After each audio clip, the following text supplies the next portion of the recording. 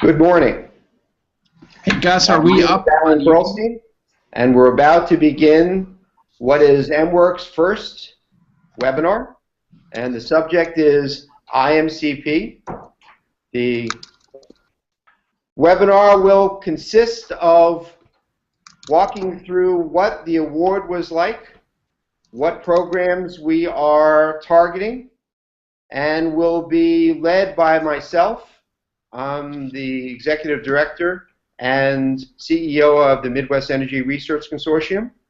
Accompanying me will be Dave Miskey from the Redevelopment Authority of the City of Milwaukee and Pat O'Brien from the M7. Both the M7 and the City were the leading elements of the IMCP program. And we will walk you through the current status. We're about to begin what is M-WERC's first webinar, and the subject.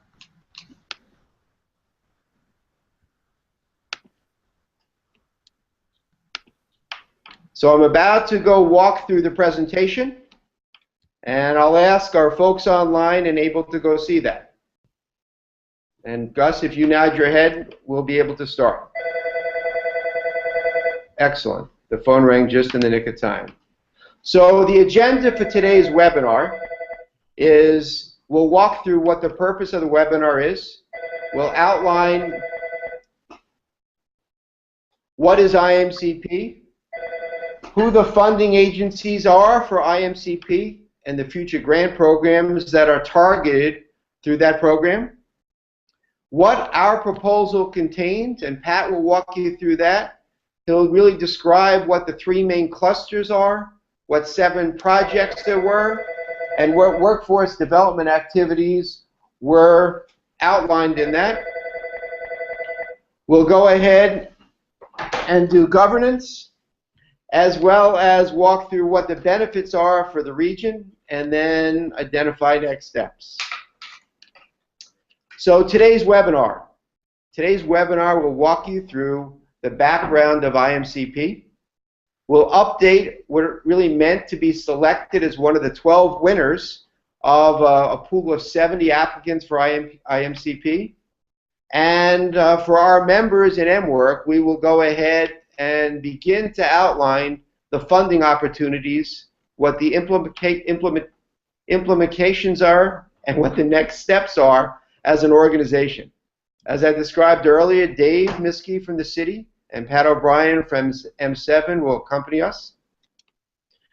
I'll continue directly into what is Investing in Manufacturing Communities Partnerships Program, or IMCP. The program was sponsored by the Department of Commerce. It's really an attempt to focus federal dollars and concentrate those dollars that are available through multiple agencies and departments and really drive development of advanced manufacturing in communities that have a focused, clear strategy and whose strengths are advanced manufacturing. There are 12 agencies participating with $1.3 billion in potential economic development assistance. I'll walk you through what those agencies are, but it's an attempt to coordinate their efforts and drive growth in manufacturing regions.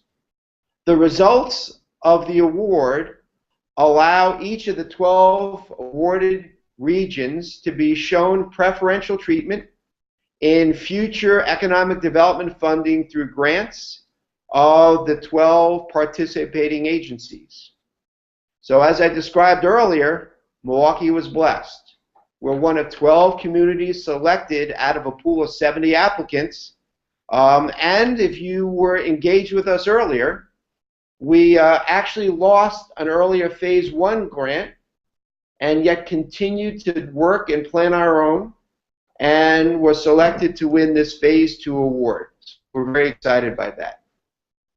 The next slide actually walks you through the different agencies that are leveraging their funding and together driving the ability to support and advance manufacturing in communities that have demonstrated a strong plan and have specific sector advantages that will allow growth to happen. You'll note that there are targeted asterisk agencies. Those are the agencies, 10 of the 12, that we in Milwaukee and the greater region see as our future partners that will enable us to leverage 10 of the 12 agencies providing funding to the $1.3 billion pool and help expand opportunities in the M7 region. So I'm going to turn it over to Pat O'Brien from the M7. I've walked you through the background of what IMCP is, concentrating funds from 12 agencies, driving those funds towards sectors that have demonstrated a plan to grow advanced manufacturing. Pat's going to walk you through what our proposal contains. So we're now on slide 6 for folks who are looking, and Pat will walk you through the next couple of slides.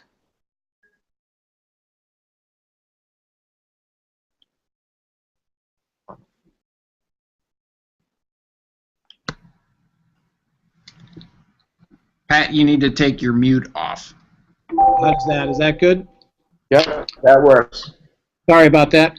So what we did in the application process is we used the M7 Next Generation Manufacturing Council as an anchor to work through and include all of our clusters, our targeted cluster activity that's going on in the region currently, as well as combining and connecting it with some of the levers that can propel us forward. So the Council's mission is to develop a vibrant, self-sustaining manufacturing ecosystem that attracts both public and private investment from existing manufacturers and increases manufacturing jobs and wages.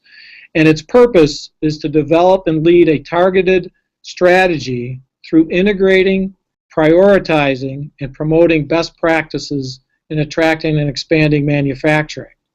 So to do that, we use that as the anchor, and within that anchor developed and promoted our 3 advanced manufacturing clusters that you see here on the screen.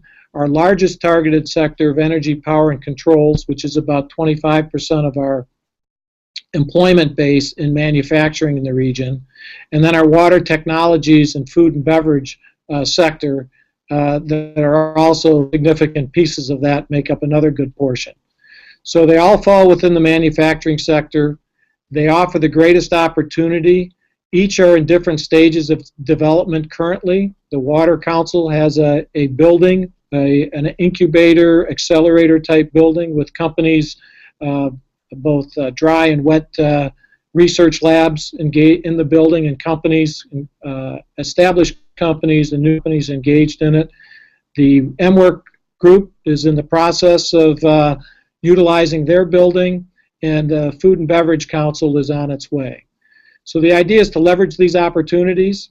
We've established the sector-specific organizations are established. You can see them on the screen here, the Energy, Power, and Controls. The steering partner is the Midwest Energy Research Consortium, the M-WERCs. The Water Technology steering partner is the Water Council. And the Food and Beverage Manufacturing steering partner is FAB Milwaukee, which is the Food and Beverage Council. So with that, we get next slide. So in addition to these counts, this proposal, we had 7 initiatives. These 3, the M-WERC Energy Innovation Center, the Water Council Brew Accelerator, the FAB Food and Beverage Accelerator, the FAB-Celerator, the M7 Regional Export Initiative, which is being conducted in conjunction with the Brookings Institute, the Century City Advanced Manufacturing Training Center on Milwaukee's near north side, and the Century City 30th Street Industrial Corridor Infrastructure Development, and then Racine's Machinery Row redevelopment of a heavily industrial manufacturing center along the river just west of downtown Racine. So the idea is that take these high-impact initiatives, integrate them, accelerate their performance through, hopefully through sustained and better federal funding and integration within the larger manufacturing community to leverage their strengths. So next slide.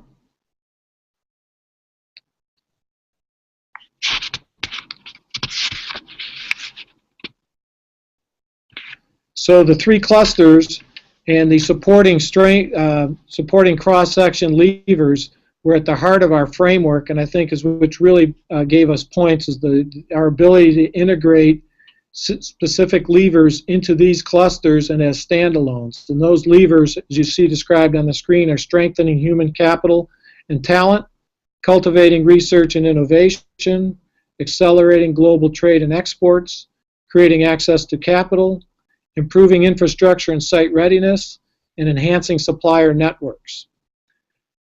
In addition, the workforce development boards, as we all know, talent is a critical piece of this and may be the linchpin to all further development and expansion. So the workforce development boards formed a regional workforce alliance, the RWA, to advance solutions aimed at linking job seekers with employers. And the main participants in this group, although others were involved, was the Milwaukee Workforce Investment Board, MWIB, the Southeast Workforce Development Board, which is the 3 counties of southeastern Wisconsin County, and then the Waukesha, Ozaukee, Washington Workforce Board, WOW. So we put these participants, brought them to the table, were able to include and incorporate and integrate, I think pretty seamlessly, the pieces that they wanted to advance along the manufacturing sector and included them in the overall plan. And I think we were able to do a good job of explaining to the federal government how we would lead and target and integrate and prioritize manufacturing initiatives in the Milwaukee region. Next slide.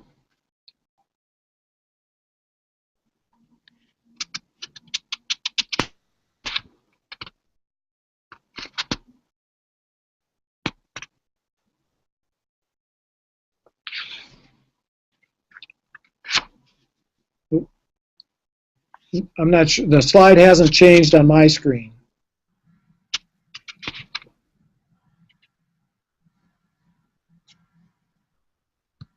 There we go. So with that, I'll turn it over to our partners in this, Dave Miskey, to explain to you just the structure of our process and how we're going to make these things happen. Dave? Good morning, everyone. Again, my name is Dave Miskey. I oversee an agency at the City of Milwaukee called the Redevelopment Authority of the City of Milwaukee. RACM is the acronym. And you may wonder why RACM was involved as the lead applicant for this particular designation. And the primary reason is because we are going to be acting as the fiscal agent, but also because of our history working with one of the particular federal agencies, the EDA, the Economic Development Administration. We have successfully received a handful of grants in years past, so we have shown to that agency that we are capable of managing one of those grants, or many of those grants, and that was one of the criteria that was identified in the application for the designation, that you have an agency that can be that fiscal agent that has gone through this kind of process before. So we were strongly urged as our agency to be the lead applicant, and then looking at the IMC application, identifying that this really needed to be a regional approach, we brought in Pat O'Brien and our partners at Milwaukee 7. So what you have in front of you then is what was really in the application, and it was really a regional approach with RACM being part of it from the City of Milwaukee. But if you look at this this tree, you will see the tiered governance structure that we had in the application, and that we're going to follow as time goes forward. First of all, at the top of this tree is the M7 Regional Economic Development Council, as Pat identified earlier. Underneath that are the 3 levels, M7 being on the left side of it, with the staffing and administration playing that role, and then as I mentioned with the Redevelopment Authority being the lead applicant, but primarily the fiscal agent in the overall governance structure. They combine to work with the M7 Next Generation Manufacturing Council that Pat discussed already. So that was kind of the core of this application, to have it be centrally focused in the city, but also a regional approach by bringing in M7 and the Next Generation Manufacturing Council. And then from there, much of that information is going to be brought, much of the decision-making and process driving will be from below that third tier of governance, which are those 7 clusters, the 7 major projects, including the clusters, the specific, the sector-specific councils that make up M-WERC, the Water Council Accelerator, and the Food and Beverage Accelerator. So with those 3 clusters and the other 4 major projects that were identified earlier, much of the opportunity is going to bubble up from those 7 major projects, bubble up to the Next Generation Manufacturing Council, and then working through our partners at M7 and at the City of Milwaukee, working up towards the Regional Economic Development Councils. So this, in a nutshell, is our tiered governance structure. So you'll have an Executive Oversight Committee, the Next Generation Manufacturing Council, and then the Sector Center of Excellence Committees, those 7 project areas. And they're really going to be focused on the mission of those the 4 bullets on the bottom part of the slide. One is to develop a vibrant, self-sustaining manufacturing ecosystem that Pat discussed earlier and that Alan referenced as well. It's secondly to attract private investment that supports new and existing manufacturers. It's to increase manufacturing jobs and wages. And finally, it's going to lead to a broad-based prosperity for the region. So again, there's a specific mission that was identified in the application, and it's going to be focused on these 4 bulleted items.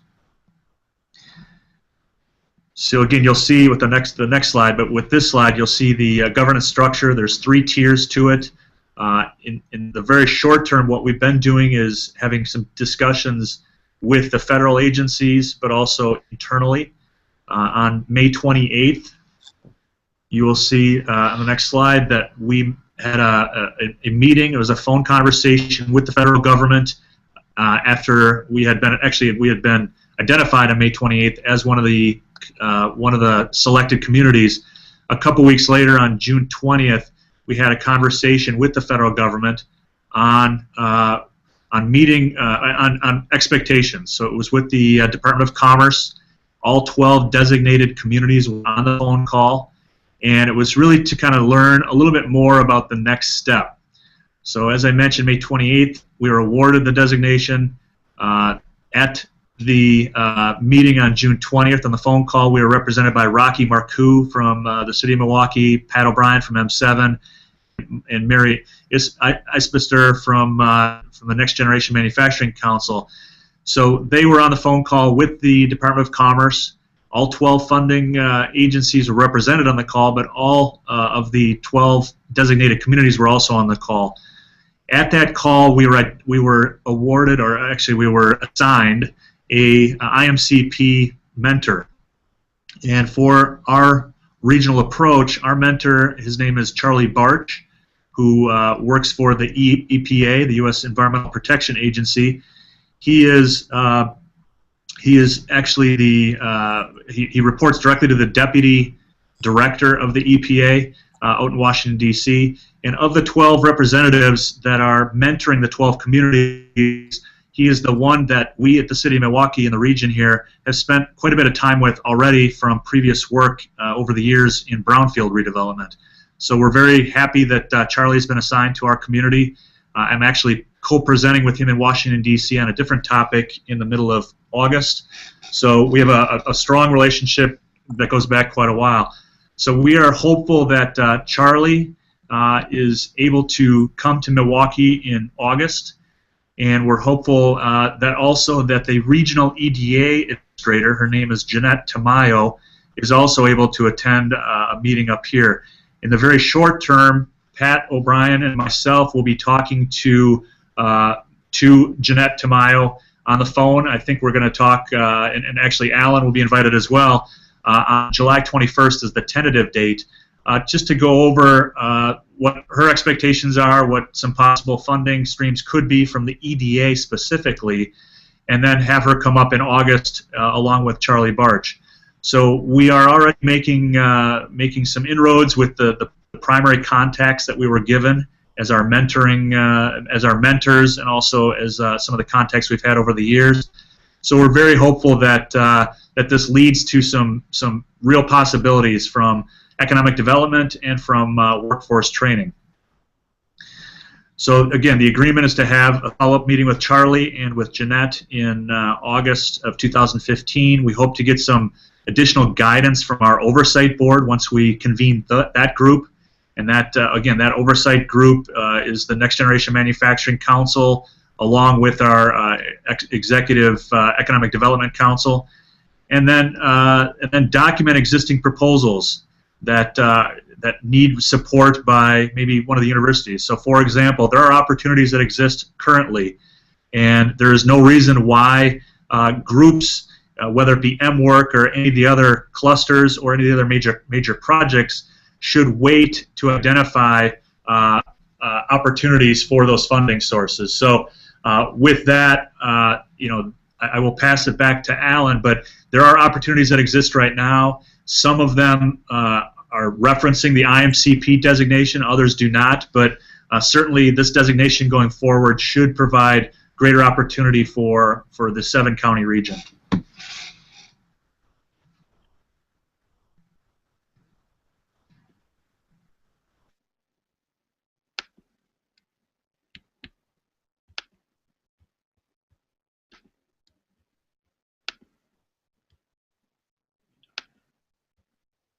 So I'm going to go to the next slide, but before talking about the detailed benefits that might align with M-WERC members, which the next 2 slides deal with, I want to back up and thank both Dave and the city and Pat for putting together a winning proposal that really differentiated ourselves from others. A team put together things that focused on the strengths of innovation, the strengths of research and development, our workforce development teams with our WIBs, all aligned with advanced manufacturing. All those sectors were elements that were scored as part of the award criteria that led to a successful designation of Milwaukee and its region as a manufacturing community partners. So thanks for drawing upon the talents of the at-large population of Milwaukee, both in innovation, advanced manufacturing, and workforce development. They made the difference in us winning the proposal. So the next 2 slides are really geared towards how does this relate to the M-WERC membership that's online. So first, it's a straightforward fact that as a designated manufacturing partner community, there will be additional preferential scoring in selected grants administered by the 12 supporting agencies. So that should result in additional grant funding flow for M-WERC members. But equally as important, as we go ahead and partner in the communities at large. So we're an 8-state regional organization. And as we look to partner with Next Energy in Detroit, or with Missouri Energy Innovation Center in Missouri, we will be viewed as a stronger partner because we have the preferential IMCP designation, and we'll be able to attract better participants in our grants through our collaboration process. So we think that will make us a better teammate and hopefully improve our opportunities in winning grants. There are key departments and agencies that we historically turn to: DOE, Department of Defense, Commerce, Labor, Transportation, and the National Science Foundation all have programming in the next 2 years that will be within the strategic vision of M-WERC and its members. So we're looking forward to that being a major plus as the IMC program evolves. So some of the things that we specifically see is that our membership will benefit because one of the major projects will be targeted towards creating the Energy Innovation Center and the EPIC Incubator, having grants that flow through IMCP designators that support either the incubator or the accelerator will allow new products to be displayed, new services and businesses to be all included in the accelerator, and will be consistent in how we see our strategic plan growing, benefiting both members and M-WERC as an organization. We expect this to be a strong magnet to draw in startups, as well as participate with other agencies across the state like New North, which has a strong supply chain, who can go pull in with M7 companies and actually leverage the M7 region and benefit the entire Wisconsin state supply chain infrastructure. Our members, as we described earlier, will have priority opportunity to invest in some of these startups that will be attracted, as well as they will be core drivers for the EPIC incubator. Our research members will have priority access to the evolving labs that some of these grants over the next year and change will fund as we build out the Energy Innovation Accelerator. So a combination of developing new innovation technologies, expanding our energy accelerators and incubators, and actually creating a better collaborative environment, because with the nomenclature of a IMCP preferential identification label will help drive better partnerships, better collaboration, and grow business in the region. We're going to conclude with next steps, and I'll ask both Dave, Pat, and I'll chime in to really discuss things that are immediately happening. Dave could describe that on the slides, and for each of us to conclude with things that are important as next steps as we evolve the IMCP process. So Dave, I'll let you talk first. And you can sure. I've talked a little bit about this already with our August 2014 meeting. We are going to meet with our EPA mentor, Charlie Barch, and our EDA regional director out of Chicago, Jeanette Tamayo. In the short term, we're going to have a couple of phone conversations with each of them, but we hope that both of them will physically be in Milwaukee in August. Really, you know, along with that or connected to that is to identify with them some sort of plan that acknowledges the IMCP designation for existing grants and then new opportunities that exist or that will come up.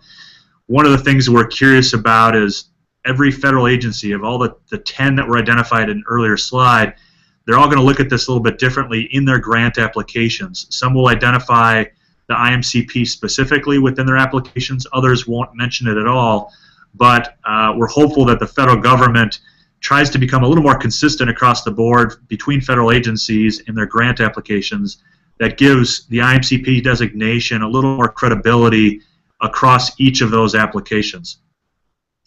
So we're hopeful that we can have those discussions. We're hopeful that the federal government and the agencies that were identified are talking together and that are trying to determine some consistency across the board. I seem to have lost the slide.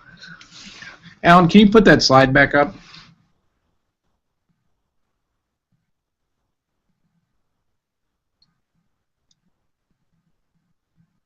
You're also on mute, Alan. So as I mentioned, we're going to continuing to discuss this with our mentor and with our EA regional administrator. We're hoping that the federal agencies become more consistent across the board with their grant applications.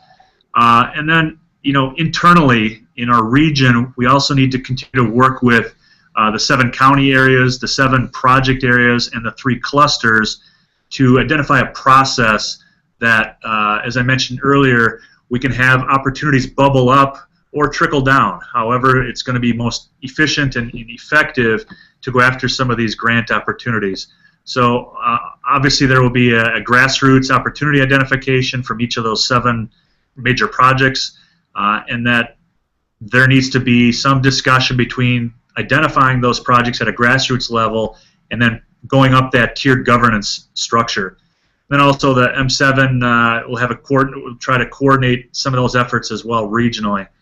So we're hopeful that we have established and fully staffed this Next Generation Manufacturing Council by September, October, keeping in mind that this is a 2-year designation and probably runs parallel with the current White House administration. So time is already ticking, and so the pressure's on us as a region to continue to focus on getting all of our pieces in place, but also continuing now with our discussions with our federal partners. Dave, good summary. I'd like to add a couple of words. This is really an example of public-private partnership. And over the next 2 years, it's important for our members to go bubble up those good ideas that are tied to potential grant opportunities so that we can go leverage as best we can this designation. There are 12 others competing for those funds, and so that degree of scarcity, although $1.3 billion seems like a lot of money, will go quickly. So it's our job to identify those grants that are opportunities that make sense, leverage them and tie them back to the projects that we've included in this proposal, and really have as an advocate our mentor and have them drive how the evaluation criteria best support leveraging us being a manufacturing partnership designated community. I look forward to continuing other working sessions on this. This has truly been a working session. Telephone calls in the background, a couple of clicks here and there that probably shouldn't happen, but it's our way to continue to go communicate to our members, to have timely and topical discussions, and to put information out there that's actionable. Actionable things are what drive business. With that, I'll let Pat do summation. So, Alan, I think both Dave and I would be remiss, first of all, if we didn't thank you and your team for the nights and weekends, including one certainly full weekend as we wrapped up the application and put things together. So, thank you. You and your team at M-WERC were integral in getting this application put together, and not just for your piece of it, but the application as a whole too. So, thank you very much for that.